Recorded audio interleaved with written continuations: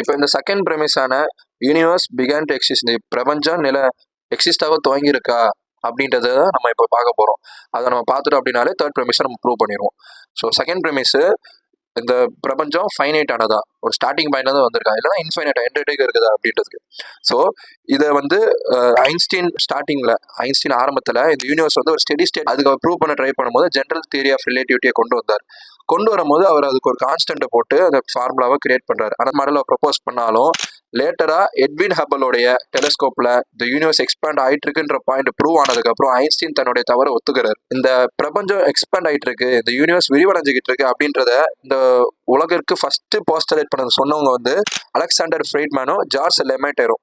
இவங்க 2 பேர் இந்த பிரபஞ்சம் எக்ஸ்பேண்ட் ஆயிட்டு இருக்கு அப்படின்றத ஒரு பாஸ்லேட்டா வச்சாங்க.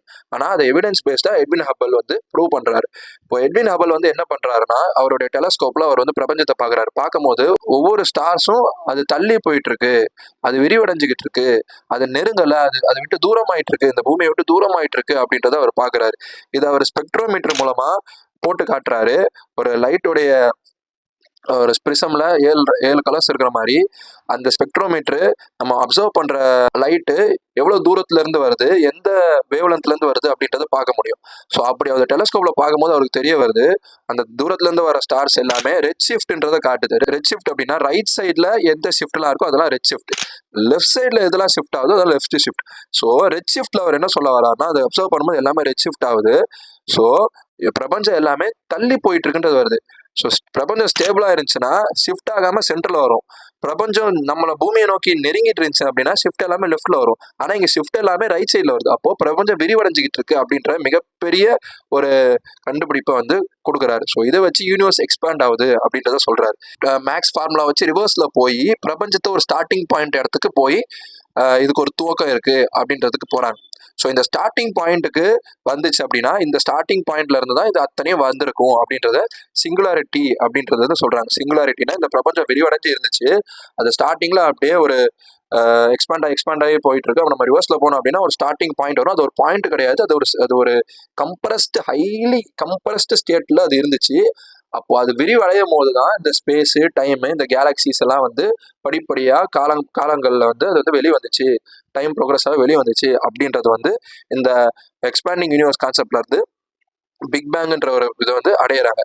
ஸோ அது பிக் பேங்குன்ற பாஸ்ட்லேட்டை தெரியணும்னா அதை பற்றி நம்ம தனியாக படிக்கலாம். ஸோ இங்கே பேசிக்காக சொன்ன வரது என்னன்னா, பிக் பேங்குன்றது ஒன்று இருக்குது அப்படின்னா அந்த யூனிவர்ஸ் ஃபைனைட்டுன்றதை சொல்ல வராங்க. ஸோ இந்த ஃபைனைட் யூனிவர்ஸை தப்பு அப்படின்றதுக்கு பல தியரிஸ் வந்து சயின்டிஸ்ட் வச்சுக்கிட்டே தான் இருக்காங்க. எல்லா சயின்டிஸ்டும் இல்லை, finite argument universe finite big bang இருந்துச்சுன்றதை பல சயின்டிஸ்ட், மேக்சிமமான சயின்டிஸ்ட் ஏற்றுக்கிட்டு தான் வராங்க. ஏன்னா இதுதான் ஹைலி எவிடன்ஸ்டு பேஸ் இருக்கக்கூடிய மாடல். இந்த மாடலில் ப்ரூவ் பண்ணுற இன்னொரு மாடல் வரல.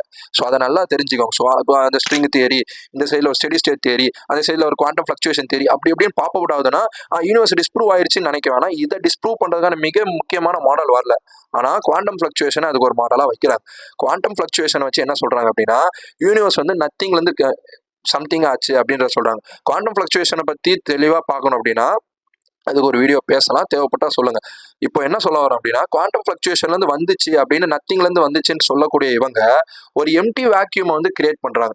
எம்டி வேக்யூம்ல இருந்து தான் இந்த குவாண்டம் பார்ட்டிகல்ஸ் எக்ஸிஸ்ட் ஆகணும். ஆனால் யூனிவர்ஸுடைய ஸ்டார்டிங் பாயிண்ட்ல எம்டி வேக்யூம்ன்றதே கிடையாது. ஸோ எம்டி வேக்யூம்ன்றது கிடையாது. ஏன்னா எம்டி வேக்யூமே எம்டி இல்லைன்றது இப்போ சொல்ல வராங்க. எம்டி வேக்யூம்னா என்னன்னா ஒரு ஸ்பேஸ், நத்திங் ஆஃப் எனர்ஜி, வெறும் ஸ்பேஸ் மட்டும் இருக்கணும். ஸோ யூனிவர்ஸுடைய ஸ்டார்டிங் பாயிண்ட்ல ஸ்பேஸே இல்லாதப்போ ஒரு வேக்யூம் எப்படி நம்ம கிரியேட் பண்ண முடியும்? அந்த வேக்யூம் கிரியேட் பண்ணால் மட்டுமே இந்த குவாண்டம் பார்ட்டிகல்ஸ் எக்ஸிஸ்ட் ஆகும். எப்போ அதுக்குன்னு ஒரு ஹை எலக்ட்ரிக் வோல்ட்ஸ் கொடுத்தா மட்டும் தான் எக்ஸிஸ்ட் ஆகும்.